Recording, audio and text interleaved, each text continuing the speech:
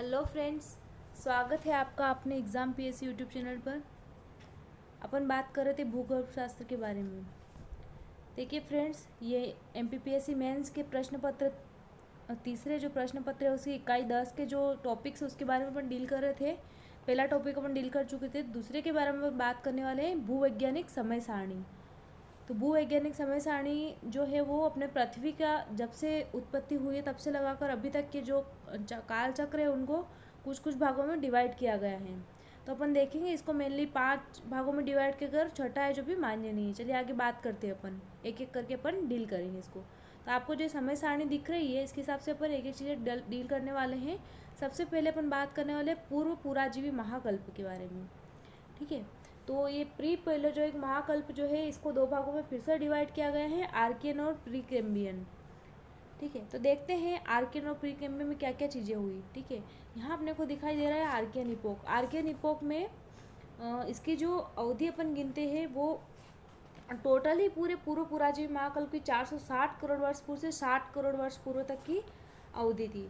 अभी जो आर्कियन युग है या आर्कियन इपोक है इसमें ये एक इसका महाकल्प का एक भाग है और इसमें क्या है अपने को जीवाश्म रहित चट्टानें प्राप्त होती है।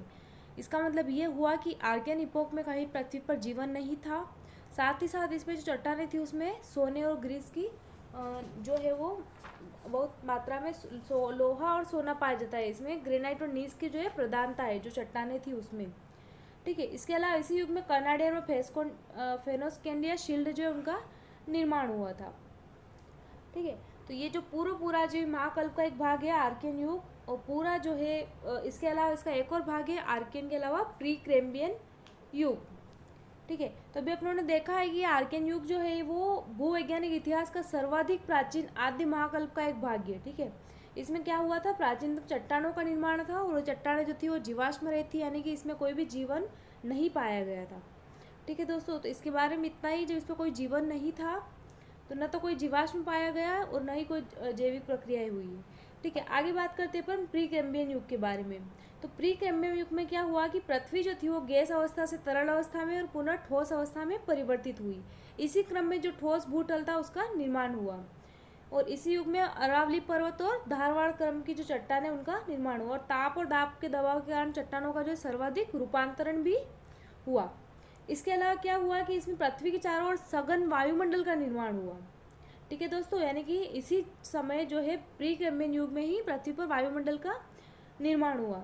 साथ ही साथ जो है भूपृष्ठ के सिकुड़ने ठंडा होने से जल वाष्प के कणों का निर्माण हुआ और तीव्र वर्षा हुई। इसके कारण क्या हुआ कि सागर तथा नदियों का निर्माण हुआ। ठीक है, ये तो हो गई इसकी भौतिक घटनाएं। भौतिक घटनाओं के बाद जब यहाँ पर सागर और जल वायुमंडल का भी निर्माण हो चुका था, सागर और इनका निर्माण हो चुका था, तो सागरी घास का उद्भव हुआ और नरम जो रीढ़ विहीन जीव थे उनका भी उदय हुआ। ठीक है, तो ये यहाँ तक प्री कैम्बियन युग। आगे अपन बात करते हैं पुराजीवी महाकल्प, यानी कि पुराजीवी महाकल्प जिसको अपन प्राथमिक कल्प भी बोलेंगे, पैलेओजोइक एरा प्राइमरी पीरियड। ठीक है, इसकी जो अवधि है वो 60 करोड़ वर्ष पूर्व से 22.5 करोड़ वर्ष पूर्व तक है और इसे 6 भागों में विभाजित किया गया है। इसके 6 युग मतलब टोटल 6 इपोक में इसको डिवाइड किया गया है, जिसको अपन एक एक करके देखेंगे। कैम्बियन युग है, इसमें आर्डोविसियन युग है, इसमें सिल्यूरियन है, देन डिवोनियन है, कार्बोनिफेरस है और परमियन युग। इस प्रकार से ये 6 युगों में डिवाइड किया गया है। यह प्राचीनतम भूवैज्ञानिक महाकल्प से इसको प्राथमिक कल्प भी बोलते हैं। ठीक है, इसकी अवधि अपन ने पहले डिस्कस कर चुके हैं कि 60 करोड़ वर्ष पूर्व से ये 22.5 करोड़ वर्ष पूर्व तक जो है वो पुराजीवी महाकल्प या प्राथमिक कल्प कहलाता है। ठीक है, दूसरा डिवीजन है अपना। ठीक है, इसके अंदर और सब डिवाइड कर रखा है इन्होंने। सबसे पहला आता है अपना कैम्बियन इपोक। ठीक है, कैम्बियन इपोक है कैम्बियन युग। इसमें क्या हुआ था, सबसे पहले देख लेते हैं कि 60 करोड़ वर्ष पूर्व से लगाकर 50 करोड़ वर्ष पूर्व तक की जो अवधि है वो उसको कैम्बियन युग में रखा गया है। इसमें जो भौतिक घटना है उसमें सबसे पहले भारत में विंध्य पर्वतमाला का निर्माण है, जो ऊपर के चित्र में आपको दिखाई दे रहा है विंध्य पर्वतमाला। देन चिचले सागरों का विस्तार हुआ और स्थल भागों पर सागरों का उतार चढ़ाव लगा हुआ था। साथ ही साथ यूरोप में ज्वालामुखी की क्रिया जो है वो हुई, लेकिन पर्वत का निर्माण का कोई प्रमाण यहाँ पे नहीं मिलता है। ठीक है, भूपृष्ठ पर गर्म एवं समान जलवायु का विस्तार हुआ। साथ ही साथ जो जैविक घटनाएं थी उसमें अपन इससे पहले देख चुके थे कि प्री कैम्बियन युग में सागर में सागरी घास का उत्पन्न हो चुकी थी और साथ ही साथ जो रीढ़ विहीन नरम त्वचा वाले जो जंतु थे वो उत्पन्न हुए थे। यहाँ अपन देखेंगे कैम्बियन युग में जो रीढ़ वाले सागरी जीव थे उनका उद्भव हुआ, जिनका अभी वर्तमान में कोई भी प्रमाण नहीं है। ठीक है, और सब सिर्फ सागरी जीवों का ही विकास हुआ था। आगे बात करते हैं अपन ऑर्डोविशियन इपोक की। ऑर्डोविशियन की जो अवधि है वो 50 करोड़ वर्ष पूर्व से 44 करोड़ वर्ष पूर्व तक गिनी जाती है। ठीक है, इसमें सागरों का जो उतार चढ़ाव था वो भूमि पर जारी रहा और इस प्रकार से कई सागर जो थे उनमें बालू और कीचड़ के निक्षेप से वो सूख गए। ठीक है, ऊपर के चित्र में मैंने यही दिखाने की कोशिश की है। साथ साथ सागरी क्षेत्रों में ज्वालामुखी क्रिया थी वो भी सक्रिय थी और सभी जगह जलवायु जो थी वो उष्ण थी। ठीक है, इसमें जैविक घटनाओं की बात करते हैं तो वनस्पति एवं जो जीव जो थे वो केवल रीढ़ वाले, यानी कि जो अपन पहले डिस्कस कर चुके हैं, जो रीढ़ वाले जंतु थे वो मात्र सागर तक ही सीमित थे, क्योंकि स्थल पर अभी तक जीवन का कोई भी उदय नहीं हुआ था, यानी कि समुद्र के अलावा जल के अलावा कहीं बाहर जीवन नहीं था। और जल में भी जो है सागरी घास और जो रीढ़ वाले जंतु थे उनकी उत्पत्ति हो चुकी थी। तो यही प्रक्रिया इसमें भी चलती रही। कहाँ पर? ऑर्डोविशियन युग में। ठीक है दोस्तों, तो ये ऑर्डोविशियन युग जो है इसके लिए इतना ही। आगे अपन बढ़ेंगे सिल्यूरियन युग के बारे में बात करेंगे। सिल्यूरियन इपोक जो है ये भी पैलियोजोइक महाकल्प का एक भाग है, थर्ड पार्टीशन है ये। इसकी जो अवधि है 44 करोड़ वर्ष पूर्व से 40 करोड़ वर्ष पूर्व तक है। ठीक है, इसमें भी सागर में समय सामयिक जो उतार चढ़ाव थे वो जारी रहे, ज्वालामुखी क्रिया भी जारी रही, परंतु ऑर्डोविशियन की अपेक्षा इसमें कुछ कम थी। ठीक है, भारत में मध्य हिमालय और म्यांमार में चट्टानों का जमाव हुआ। साथ ही साथ इसमें क्या हुआ था कि जैविक घटनाओं के अंतर्गत इसमें प्रथम बार पत्ती विहीन वनस्पति यानी कि स्थल पर जो है पत्ती विहीन पेड़ पौधों का विकास आरंभ हो गया था। साथ साथ सागर में रीढ़ वाले जीवों की प्रजातियों का विस्तार एवं विकास हुआ, इसलिए इसको रीढ़ वाले जीवों का युग भी कहा जाता है। इसमें सागर में वनस्पतियों के विभिन्न प्रकारों का विकास हुआ, साथ साथ प्रवाल भित्ति का सर्वोत्तम बड़े पैमाने पर विस्तार हुआ है। नहीं, ये चार जो चित्र दिखा के मैंने यही बताने की कोशिश की है कि इसमें ज्वालामुखी क्रिया, पत्ती बिना पत्ती वाले पौधे, रीढ़ वाले जंतु और प्रवाल भित्तियों का विकास हुआ। ठीक है, सिल्यूरियन के बारे में इतना ही। आगे बात करते हैं अपन डिवोनियन इपोक के बारे में। ठीक है, ये भी पहले जो एक महाकल्प का एक भाग है। इसकी जो अवधि अपन गिनते हैं 40 करोड़ वर्ष पूर्व से 35 करोड़ वर्ष पूर्व तक। ठीक है, स्थलखंड के क्षेत्रफल का इसमें विस्तार हो चुका था और सागरी क्षेत्रों में जो है वो कमी हुई थी। पर्वत निर्माण की क्रिया और ज्वालामुखी क्रिया अभी भी सक्रिय थी। साथ ही साथ इसमें लाल पश्चिमी यूरोप में लाल और बालू पत्थरों का निक्षेपण भी हुआ, स्लेट और चट्टानों का जमाव शुरू होता है। और बात करते हैं जैविक घटनाओं के बारे में तो भूपटल पर हरी भरी पत्ती युक्त यानी छोटे छोटे पत्ती युक्त पौधे जो है वो 40 फीट ऊंचे वृक्ष, फर्न, वनस्पति ऐसे जो है वो बनने लगे थे। साथ ही साथ जो सागरी रीढ़ वाले जो जंतु थे, विशेष रूप से मछलियाँ, शार्क मछलियों का विकास हुआ, इसलिए इसको मत्स्य युग भी कहते हैं। साथ ही साथ इसमें एम्बीफियन मतलब ऐसे जो उभयचर थे जो स्थल और सागर दोनों में रह सकते, उनका भी उदय हुआ और जो सागरी रीढ़ वाले जो सागरी जीव थे उनका प्रसरण हुआ। ठीक, तो डिवोनियन युग के बारे में इतना ही। आगे जो नेक्स्ट है वो है कार्बोनिफेरस इपोक है ना। कार्बोनिफेरस इपोक जो है 35 करोड़ वर्ष पूर्व से लेकर 27 करोड़ वर्ष पूर्व तक की अवधि को मानते हैं अपन। इसमें भी छोटे छोटे छिछली सागरी भाग विस्तृत थे। साथ ही साथ इसमें अधिकांश समय जो जलवायु थी वो शुष्क थी। ठीक है, लेकिन कहीं कहीं उष्णार्ध जलवायु भी उपस्थित थी, जिस कारण क्या हुआ कि घनी वनस्पति का इसमें विकास हुआ। इसमें क्या हुआ कि जो पेड़ों के दब जाने से गोंडवाना क्रम की चट्टानों का निर्माण हुआ, जिससे क्या हुआ कोयले के जो व्यापक निक्षेप मिलते हैं। ऊपर का जो आपको चित्र दिखाई दे रहा है इसमें जीवाश्म यानी कोयले के जो अंश है वो मिलते हैं, इसलिए इसको कोयला युग भी कहते हैं, कार्बोनिफेरस या कोयला युग। अब इसमें क्या हुआ था कि भूमि के दलदली भागों में छोटे छोटे जीवों का उदय हुआ, साथ ही साथ स्थल पर रेंगने वाले सरीसृपों का उदय हुआ है ना। छोटे छोटे स्थल पर रेंगने वाले जीव इसमें उदय हो चुके थे। साथ ही साथ जो उभयचर थे एम्बीफियस, उनमें भी वृद्धि हुई। ठीक है, तो इतना है कार्बोनिफेरस युग के बारे में है। आगे बात करते हैं अपन पर्मियन युग के बारे में। पर्मियन इपोक अपन गिनते हैं 27 करोड़ वर्ष पूर्व से 22.5 करोड़ वर्ष पूर्व तक। इसके बारे में बात करने के लिए है कि इसमें जो है आंतरिक झीलों का निर्माण हुआ। ठीक है, भूपटल में ब्रशन के कारण जो है आंतरिक झीलों का निर्माण हुआ, साथ ही साथ पुनः वाष्पीकरण हुआ, जिसके कारण पोटाश भंडारों का भी निर्माण हुआ। ठीक है, व्यापक भूगर्भीय हलचल के कारण क्या हुआ, यूरोप, एशिया और पूर्वी यूएसए में ऊंचे ऊंचे पर्वतों का निर्माण हुआ। जैविक घटनाओं में इसमें पर्णपाती जो वृक्ष थे उनका विकास हुआ। ठीक है। साथ ही साथ जो है जल क्षेत्र में सागरी जीवों की अधिकता का अनुपात कम हुआ, क्योंकि स्थल भागों में वनस्पति और जीवों की संख्या में वृद्धि हो चुकी थी।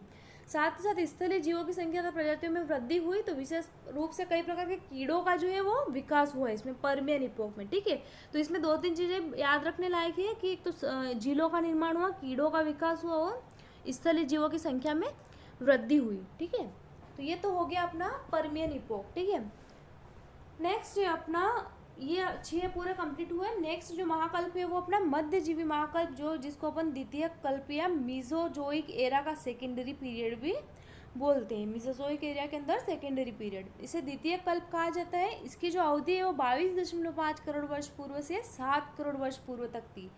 इसे 3 भागों में डिवाइड किया गया है, ट्रियासिक, जुरेसिक और क्रिस्टेशियस। ठीक है, जिनको अपन आगे डील करने वाले हैं। ठीक है, तो मीजोजोइक एरा के बारे में अपन पढ़ेंगे, जहाँ पर ट्रियासिक युग, जुरेसिक युग और क्रिटेशियस युग है। ठीक है, ये अपना जो है थर्ड वाला द्वितीय कल्प है, लेकिन ये थर्ड जो है पार्टीशन है अपना। अभी तक जो अपन पढ़ रहे थे, सबसे पहले आप लोगों ने डिस्कस कर चुके थे पूर्व पुराजीवी, पुराजीवी, और ये तीसरा है मध्यजीवी महाकल्प यानी द्वितीय कल। तो ठीक है, देखते हैं अपन इसके जो अगर अगला जो सब डिवीज़न है ट्रियासिक युग, उसके बारे में बात करते हैं। ठीक है, इसकी जो अवधि है 22.5 करोड़ वर्ष पूर्व से 18 करोड़ वर्ष पूर्व तक है। ट्रियासिक का अर्थ होता है ट्रिपल यानी कि तिहरा। ठीक है, तो देखते हैं इसमें क्या है। तो भूपृष्ठ पर स्थित पर्वतीय भाग थे और मरुस्थल तथा झाड़ियों से आच्छादित थे उस टाइम। ठीक है, गर्म सागरों में चिकनी मिट्टी और बालू पत्थर का जमा हुआ, सभी जगह गर्म तथा शुष्क जलवायु व्याप्त थी। ठीक है, लेकिन इसके अंत तक जो है जलवायु आर्द्र हो गई। अब इसमें क्या हुआ कि सागर में जो मांसाहारी मत्स्य तुल्य सरीसृपों का जन्म हुआ, जैसे कि लॉबस्टर, केकड़ा जैसी मछलियों का जन्म हुआ। साथ ही साथ जो ये स्थलों पर अभी तक भी जो रेंगने वाले जीव जंतु थे, है ना, उनका जो है आधिक्य था। साथ ही साथ जो है मक्खियाँ, दीमक, मेंढक, कछुआ, इनकी भी उत्पत्ति हुई। ठीक है, और जो अपने सागर वाले जीव थे वो तो थे ही सही, दूसरे सरीसृपों की तुलना में जो लॉबस्टर वगैरह इनकी भी वृद्धि हुई। ठीक है, नेक्स्ट है अपना जुरासिक युग। जुरासिक युग आप लोगों ने मूवी देखी होगी, जुरासिक पार्क है, जुरासिक वर्ल्ड। ठीक है, डायनासोर वाली। तो ठीक है, यहीं से ही आपको जुरासिक वर्ल्ड समझ आएगा। जुरासिक इपोक, इसकी जो अवधि है वो 18 करोड़ वर्ष पूर्व से 13.5 करोड़ वर्ष पूर्व तक गिनी जाती है। ठीक है, स्विट्जरलैंड में एक पर्वत है जूरा, उसके नाम पर इसका नाम रखा गया है जुरासिक इपोक। ठीक है, अब इसमें क्या हुआ था, पुनः सागरों का जो विस्तार था वो प्रारंभ हो गया था, और जो स्थल में जो अधिकांश भाग था उसमें जंगल हो गया था और दलदली भाग जो था वहाँ पे था। इसके अलावा झीलें और विसर्प भी और नदियाँ भी इसमें बन चुकी थी। ठीक है, साथ ही साथ पर्वतों का पुनःक्षरण भी इसमें प्रारंभ हो चुका था। बात करते अपन जैविक घटनाओं की, तो यहाँ पे सर्वप्रथम पुष्प वाली वनस्पतियों की उत्पत्ति हुई। ठीक है, सबसे पहले जो फूल वाले पौधे थे उनकी भी उत्पत्ति हुई। साथ ही साथ कोणधारी वृक्ष, लाइकेन और मुलायम पत्ती वाले वृक्षों की उस टाइम पे प्रधानता थी। ठीक है, सागर में मगरमच्छ तथा लॉबस्टर जीवों की प्रधानता थी। ठीक है, और डायनासोर जो है वो बड़े बड़े वो भी उत्पन्न हुए इस टाइम पे। नेक्स्ट बात करते हैं अपन क्रिटेशियस युग के बारे में। 13.5 करोड़ वर्ष पूर्व से 7 करोड़ वर्ष पूर्व तक इसकी अवधि है। इसमें सागर के किनारे स्थलीय भागों में बड़े बड़े दलदलों का विस्तार था। साथ ही साथ इसमें क्या हुआ कि ऐसे पुष्पयुक्त पौधों का विकास हुआ जो कि कीड़ों मकोड़ों के आवास थे। ठीक है, सागरी क्षेत्र में वर्तमान शार्क यानी कि अभी की जो शार्क मछली उसका विस्तार हुआ। साथ ही साथ इसमें उड़ने वाले सर्प जो थे वो उनका भी विकास हुआ, और बड़े बड़े कछुओं का उदय हुआ। और पक्षी जो थे उन्हें उड़ने वाले भी और बिना पंख वाले यानी कि जो पर विहीन थे, दोनों प्रकार के पक्षियों का इसमें विकास हुआ। जो स्तनधारी प्राणी थे उनकी संख्या अभी तक अनिश्चित थी। इससे पहले जो जुरासिक युग था उसमें जो स्तनधारी थे वो चूहा जैसे थे जो कि जंगलों में रहते थे, लेकिन यहाँ पर स्तनधारियों की स्थिति जो है वो निश्चित नहीं बताई गई है। ठीक है, तो ये तो हो गया अपना क्रिटेशियस युग। ठीक है, जहाँ पर आपने सब देखा कि इतनी सारी उत्पत्ति हुई थी। नेक्स्ट अपना जो अगला पीरियड है वो है नवजीवी महाकल्प, तृतीय कल्प, है ना, या सेनोजोइक एरिया टर्शरी पीरियड। ठीक है, इसकी जो अवधि गिनते हैं अपन 1 करोड़ वर्ष पूर्व से 10 लाख वर्ष पूर्व तक जो है वो मानी जाती है। इसे मेनली 5 युगों में बांटा गया है। ठीक है, 5 युग कौन कौन से इसके, पुरानूतन युग है, आदि नूतन युग है, अधिनूतन युग है, अल्प नूतन युग है और अति नूतन युग है। इस प्रकार से 5 भागों में इसको डिवाइड कर रखा है। ठीक है, अब इसको अपन टर्शरी या तृतीय कल्प भी कहा जाता है। इसकी अवधि अपन देख चुके हैं, 1 करोड़ वर्ष पूर्व से 10 लाख वर्ष पूर्व तक की मानी जाती है। इसको 5 युगों में बांटा गया है। एक एक युग अपन एक एक करके डिस्कस करेंगे, ठीक है। तो दोस्तों इस प्रकार से जो नवजीव महाकल्प या तृतीय कल्प है, इसकी सबसे पहले शुरुआत होती है पुरानूतन युग से, है ना, पेलियोसिन। तो चलिए देखते हैं पेलियोसिन या पुरानूतन इपोक के बारे में, ठीक है। तो जो पुरानूतन इपोक था, ये 7 करोड़ वर्ष पूर्व से 6 करोड़ वर्ष पूर्व तक की अवधि, इसे टर्शरी कल्प भी अपन, जो टर्शरी कल्प है उसका पहला युग के नाम से भी जाना जाता है, ठीक है। अब इसमें क्या हुआ था, इस युग में सागरी विस्तार अपेक्षाकृत सीमित रूप से हुआ। यद्यपि स्थलखंडों के विकास की गति जो है वो सक्रिय रही, अल्पाइन पर्वतीकरण हुआ, और इसमें जो थे, इस युग में सर्वप्रथम छोटे छोटे जो पूंछ विहीन बंदर थे उनका विकास हुआ। साथ ही साथ स्तनधारी जो जीव थे उनकी संख्या में तीव्र ह्रास देखा गया। वर्तमान घोड़े का सबसे आद्य रूप, यानी कि जो घोड़े का सबसे पहला पूर्वज था, वो इसी युग में विकसित हुआ। साथ ही साथ पुष्पी जो पादप थे उनका विस्तार हुआ और घास क्षेत्रों में वृद्धि हुई, ठीक है। इसमें क्या हुआ था कि लेरामाइड हलचल के कारण जो उत्तरी अमेरिका से रॉकी पर्वतमाला है उसका भी विकास इसमें देखा गया। इस तरह से ये भौतिक और जैविक घटना इस पेलियोसिन इपोक में भी हुई, ठीक है। नेक्स्ट जो अपना वो है आदिनूतन या इयोसिन इपोक, ठीक है। बात करते हैं अपन इयोसिन इपोक की, तो इसकी जो अवधि है 6 करोड़ वर्ष पूर्व से 4 करोड़ वर्ष पूर्व तक मानी जाती है। इयोस के आधार पर इसका अर्थ होता है दिन की शुरुआत, ठीक है। अब इसमें क्या था, यूरोप के अधिकांश भागों के धंसने के कारण सागरी क्षेत्र का विस्तार हुआ, पर्वतों की ऊंचाइयों में वृद्धि हुई, यहीं पर हिंद और अंटार्कटिक महासागर का विकास हुआ, जिसको मैंने ऊपर पहले चित्र में दिखाने की कोशिश की है। बाकी नेक्स्ट इसमें क्या हुआ कि जो सागरी सरीसृप थे वो लुप्त हो गए, लेकिन स्तनधारी जो प्रारंभिक वेल मछली जो थी वो, और सागरी गाय, है ना, इनका विस्तार यहाँ पे शुरू हुआ, ठीक। अधिकांश सागरी मछलियों ने वर्तमान रूप धारण कर लिया था, ठीक है। इसके साथ ही स्थल पर जो कई वर्तमान स्तनधारी जैसे हाथी, घोड़ा, सूअर, इनके पूर्वजों का उदय हुआ। साथ ही साथ जो बड़े बड़े सरीसृप थे नष्ट हो गए, लेकिन घड़ियाल और कछुओं का विकास हुआ। आगे बात करते हैं अपन अधिनूतन युग की। अधिनूतन युग में 4 करोड़ वर्ष पूर्व से 2.5 करोड़ वर्ष पूर्व तक का समय गिना जाता है, ठीक है। इसमें स्थलीय भाग का विस्तार हुआ और सागरी भाग का संकुचन हुआ। आल्प्स पर्वत का निर्माण इसमें हुआ। साथ ही साथ इसमें शीतल जलवायु चक्र का यह प्रारंभ हुआ। अब इसमें जैविक घटनाओं की बात करते हैं तो शीतल जलवायु के कारण जो जंगल थे वो नष्ट हो गए, घास के मैदानों का विस्तार हुआ और स्तनधारी जीवों का इसमें विकास हुआ। इसमें केकड़ा और घोंगा जीवों का भी विकास हुआ जल में। साथ ही साथ इस तरह बिल्ली, कुत्ता, भालू के जो पूर्वज थे उनका भी जन्म हुआ, और जो पूंछ विहीन बंदर थे उनका उदय, और माना जाता है कि यही जो है वो मनुष्यों का पूर्वज था, ठीक है। तो ये जो ओलिगोसिन इपोक है, इसमें अपने जो स्तनधारी मनुष्य का जो पूर्वज था इसका भी विकास हुआ, हाथी, घोड़ा, बंदर, जो उनके पूर्वजों का भी जन्म हुआ, ठीक है। अब इसमें क्या हुआ था कि जल में जो है केकड़ा और घोंगा जीवों का भी विकास हुआ था। साथ साथ जंगल जो है नष्ट हो गए थे। आगे बात करते हैं अपन अल्पनूतन या मायोसिन इपोक के बारे में, ठीक है। मायोसिन इपोक जो है वो 2.5 करोड़ वर्ष पूर्व से 1.10 करोड़ वर्ष पूर्व तक की अवधि अपन इसमें गिनते हैं, ठीक है। जिसमें शक्तिशाली भू संचलन के कारण स्थलीय क्षेत्र जो विस्तार हुआ और सागरी क्षेत्रों का संकुचन हुआ। भूमध्य सागर जो है भूमि के चारों ओर आवृत हो गया, इसमें भूमध्य सागर का जो है निर्माण हुआ। साथ ही साथ एशिया, यूरोप के स्थलीय भाग जो एक दूसरे से सटे हुए थे। हिमालय की ऊंचाई में वृद्धि हुई, लेकिन यहाँ पर ज्वालामुखी जो क्रिया थी इस युग में वो अत्यधिक सक्रिय थी। कहीं पर शुष्क तथा कहीं पर मरुस्थलीय जलवायु, तो कहीं पर शीतल एवं आर्द्र जलवायु जो है वो व्याप्त थी। अब इसमें अपन बात करते हैं कि पूंछ विहीन बंदरों का विकास हुआ, जल में हड्डी वाली मछलियों का विकास हुआ। शार्क मछली जो है वो इसी युग में इसका विकास हुआ था। उसकी जो लंबाई थी वो 60 फीट तक की थी, ठीक है। और सारस और बतख आदि का भी इसमें विकास हुआ, ठीक।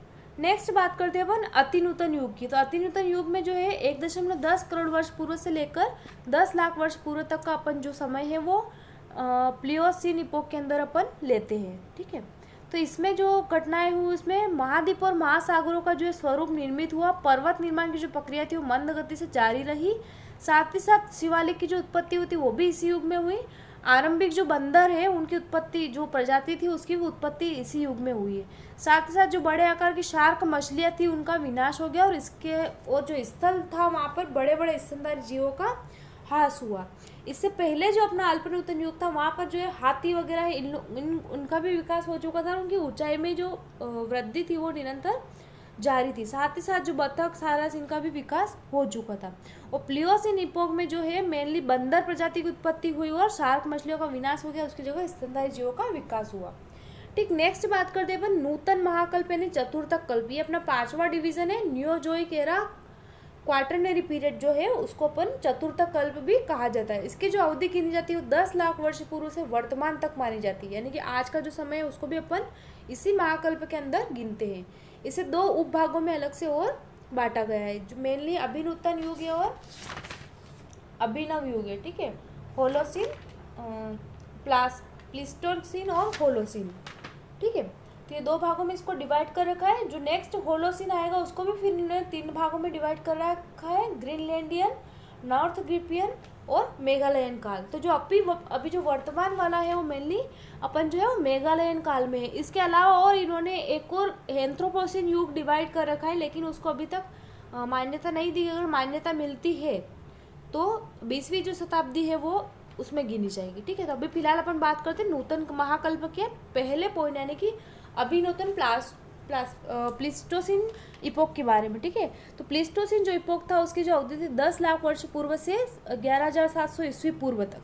ठीक है, अभी अपन जो समय है इसमें उल्टा गिनती करें, यानी ईस्वी पूर्व तरफ जा रहे हैं अपन। में जो क्रिस्ट थे उनके जन्म से पहले की तरह, प्रभु यीशु के जन्म से पहले की जो गणना की जाती है वो उल्टी की जाती है। ठीक है, तो यहाँ अपन बात करते हैं इस युग में तापमान का स्तर इतना नीचे आ गया कि संपूर्ण उत्तरी अमेरिका, उत्तरी अफ्रीका, यूरोप, आर्कटिक और अंटार्कटिका की जो बर्फ की मोटी चादरों से वो ढक चुके थे, इसलिए इसको हिम युग की संज्ञा भी दी गई है। अंतर हिमानी युग भी जो है बोलते हैं। ठीक है, अब नेक्स्ट इसमें नदी घाटियों का युग आकार प्राप्त हुआ इसमें, और आदि मानव सबसे मेन चीज़ है इसमें, स्थल पर बंदर सदस्य मानव यानी कि आदि मानव का विकास इसमें हुआ। साथ ही साथ जो बड़े जंतु थे वो विलुप्त हो गए, डायनासोर वगैरह वो सारे सब विलुप्त हो चुके थे, और जो पक्षियों का रूप भी विकसित हो गया था। ठीक है, वनस्पतियों में बहुत सारी पेड़ों की आकृति वगैरह चेंज हुई इसमें।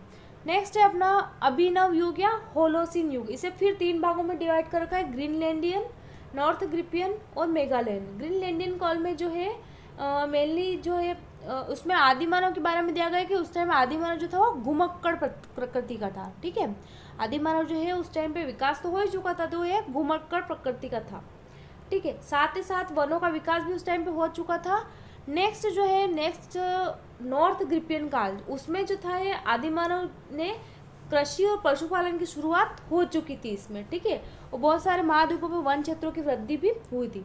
नेक्स्ट मेगालयन काल है ना, होलोसिन इपोक के अंदर ही तीनों काल है। मेगालयन काल लास्ट वाला जो कि अपन अब 4250 वर्ष पहले से वर्तमान तक अपन इसको देखते हैं। ठीक है, अब इसमें जो है वो पृथ्वी भयानक सूखा पड़ा और तापमान में भी गिरावट देखी गई, और यह काल वैश्विक शुष्कता के लिए जाना जाता है।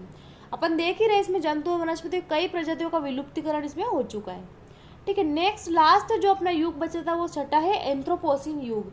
अभी तक इसको मान्यता नहीं मिले हैं, लेकिन 29 अगस्त 2016 को घोषणा की गई कि होलोसिन जो युग था उसके बाद अब मानव ने नए एंथ्रोपोसिन युग में प्रवेश कर लिया है। ठीक है, अंतर्राष्ट्रीय भूवैज्ञानिक कांग्रेस द्वारा इसको मंजूरी नहीं दी गई, लेकिन अगर इसको मंजूरी मिल जाती है तो 20वीं शताब्दी से इसको काउंट करेंगे। ठीक है, अब इसमें हो क्या रहा है कि वायु में कार्बन डाइऑक्साइड, CH4 और ओजोन सांद्रता आदि बहुत सारी अम्लीकरण, उष्णकटिबंधीय वन का नुकसान, जनसंख्या वृद्धि, बड़े बांधों का निर्माण, ये बहुत सारे पृथ्वी पर्यावरण में परिवर्तन देखने को मिल रहे हैं, जिसकी वजह से क्या हो रहा है कि जंतु और वनस्पति की करोड़ों जो प्रजाति है वो नष्ट होने के कगार पर है, और बहुत सारी नष्ट भी हो चुकी है। तो इस प्रकार से ये जो एंथ्रोपोसिन युग है कहीं ना कहीं एक तरह से मतलब पृथ्वी के ह्रास की तरफ ले जा रहा है। ठीक है, तो यहाँ पे अपना टॉपिक कंप्लीट हुआ। आप चैनल को ज़्यादा से ज़्यादा सब्सक्राइब, लाइक, शेयर और बेल आइकन ज़रूर दबाइए। जय हिंद, जय भारत।